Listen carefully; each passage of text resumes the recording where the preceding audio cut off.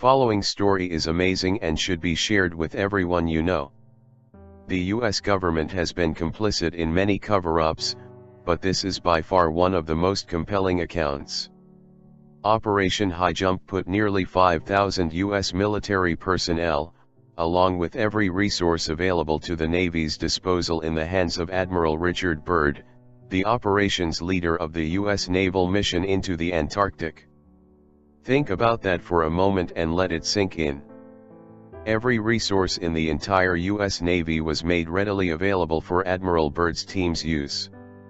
Although Byrd was chosen to lead the mission for a rather specific reason, which I will later explain, he was quite qualified and a favorite amongst the American public, the perfect candidate of choice by US Navy and top brass. Additionally to Byrd's recruitment, another man, Rear Admiral Richard Cruzen, was selected to head up the task force. And make no mistake, this was an unusually bold move for the American military at the time, as people, nations, and even world economies were still volatile from war's aftermath. So we have to ask the following questions. Why would the US military be seeking to expend so many resources at the risk of great collateral loss, to explore such a harsh region of the planet Earth as Antarctica? What was the rush? What did they know? What we find is that a lot of the details regarding Operation High Jump have been carefully tucked away over the years. Wikipedia explains little about the mission, officially titled the United States Navy Antarctic Developments Program, 1946 to 1947. A United States naval operation organized by Rear Admiral Richard E. Byrd Jr., USN retired, officer in charge, Task Force 68, and led by Rear Admiral Richard H. Cruzen, USN commanding officer, Task Force 68. Operation High Jump commenced August 26, 1946 and ended in late February 1947. Task Force 68 included 4,700 men, 13 ships, and multiple aircraft.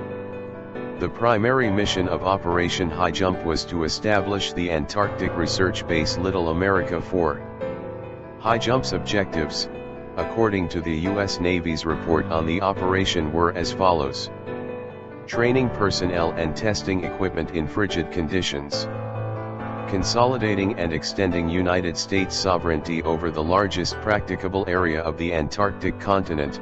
This was publicly denied as a goal even before the expedition ended. Determining the feasibility of establishing, maintaining, and utilizing bases in the Antarctic and investigating possible base sites. Developing techniques for establishing, maintaining, and utilizing air bases on ice, with particular attention to later applicability of such techniques to operations in interior Greenland, where conditions are comparable to those in the Antarctic. Amplifying existing stores of knowledge of hydrographic, geographic, geological, meteorological, and electromagnetic propagation conditions in the area. Supplementary objectives of the Nanook expedition. The Nanook operation was a smaller equivalent conducted off eastern Greenland. Interestingly enough, many of the actual mission details were shrouded by secrecy, hidden from the American public, which leads us to where we are now. An excerpt from a report entitled The Antarctica Enigma reads: little other information was released to the media about the mission, although most journalists were suspicious of its true purpose, given the huge amount of military hardware involved.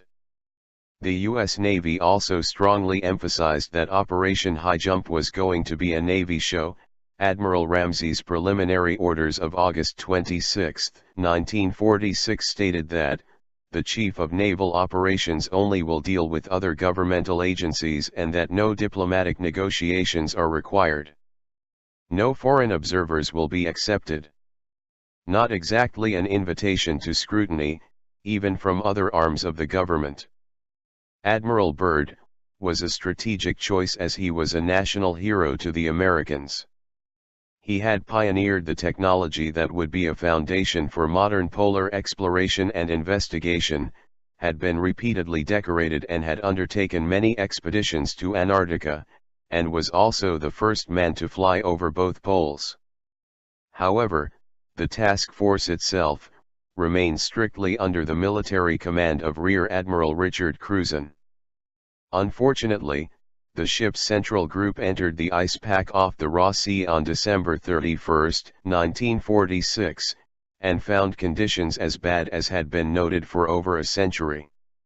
Sea breakers such as the USCG Burton Island, a ship that had only recently been commissioned and was still undergoing sea trials off the California coast when Operation High Jump was launched, fought to cut a way through the ice to help the men land.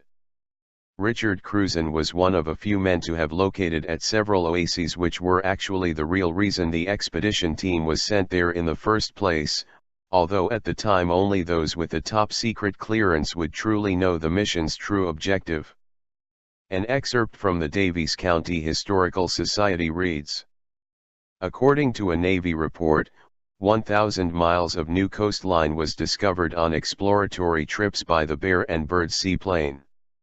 Commended by Secretary of the Navy Frank Knox for his superior seamanship, ability, courage, determination, efficiency, and good judgment in dangerous emergencies, Cruzen was one of the 16 members of the 1939–1941 expedition who received the Antarctic Expedition Medal, presented in November 1946. On December 2, 1946, Cruzen once more set sail for the Antarctic continent. This time, as Task Force Commander under Admiral Byrd of the Navy's Antarctic Developments Project, also known as Operation High Jump, Cruzen led a force of 13 ships carrying some 4,000 men, including meteorologists, zoologists, physicists, and experts from oceanography institutes into the adventure of a lifetime. Besides looking for new scientific data, another purpose of the expedition was to train Navy personnel and to test standard Navy ships and other equipment in cold weather operations. Cruzen navigated through an ice pack of several hundred miles before reaching Little America. Icebergs and unpredictable weather were formidable foes during the course of the expedition. Among the discoveries made during the 1946–1947 expedition was the sighting of 2 oases, one a region of ice-free lakes and land. More than 300,000 square miles of unpathed territory were charted on aerial mapping operations. Their observations proved that radical changes would have to be made on existing maps of the Antarctic. Why would warm spots, with warm water, exist in the Antarctic? What does this mean? The Hollow Earth theory. Researchers such as Dr. Brooks Agnew and others have deeply considered the possibility that the Earth itself could be hollow or egg-like. Although this theory seems hard to comprehend because you have been told exactly opposite your entire life, in school, and so on. Entertain this idea for a moment. What if the Earth was hollow? Would that be possible? Is there evidence to back this up? The answer is yes. Evidence shows that the Earth rings like a bell after an earthquake for a period of up to about 60 minutes, and that's why some scientists and researchers say that this is due to the fact that the Earth is hollow. If the Earth had a solid core, when an earthquake happened, it would likely absorb all of the vibration and not resonate it. This is just one detail that should open your mind to the possibility that a hollow planet is a possibility. Famous author and lecturer, David Icke, explains in his book, Moon Matrix, exactly how the moon is likely hollow as well. While Icke has been received lately harshly with criticisms, an ActivistPost.com article points out how Icke believes that the moon is an interdimensional, intensity portal for entities and energies from other dimensions. He believes that aliens use the moon as a home base for hijacking signals from the universe so that our bodily forms that are experiencing this virtual reality on Earth can't fully experience what our Creator meant for it to be. These aliens are the same reptilian shapeshifters that Icke claims are responsible for much of the suffering on our planet. Reptilians want to filter anything beyond our five senses so that it manipulates what kind of world we can experience.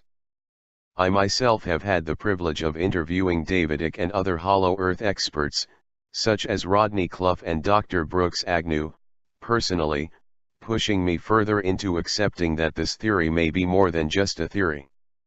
Virtually every culture and civilization across the planet, throughout time, has documented what appears to be the existence of a hollow earth.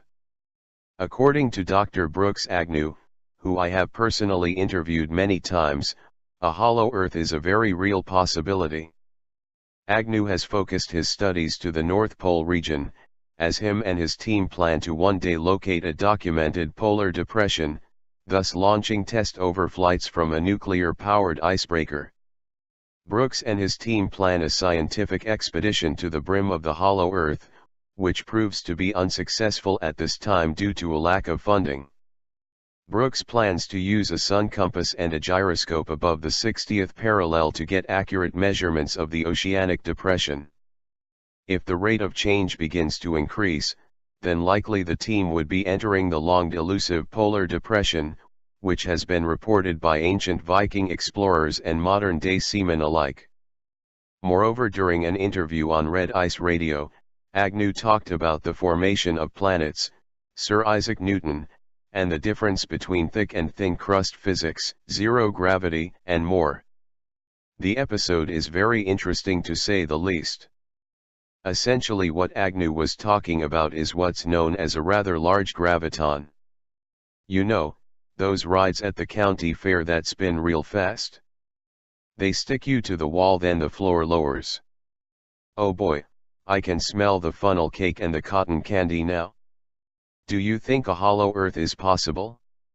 In the interview, Agnew continues to get into the possibility of a hollow earth, questioning the possibility of advanced life within. Agnew explains how migration patterns of birds could be proof that something to the nature of a hollow earth exists, as birds migrate north for winter in some cases, retreating to a warm area in the polar region. Additionally, it has been reported that the U.S. Navy encountered several UFOs during the Antarctic expedition, and possibly may have had a firefight with at least one of them. A brief clip of this was allegedly caught on film.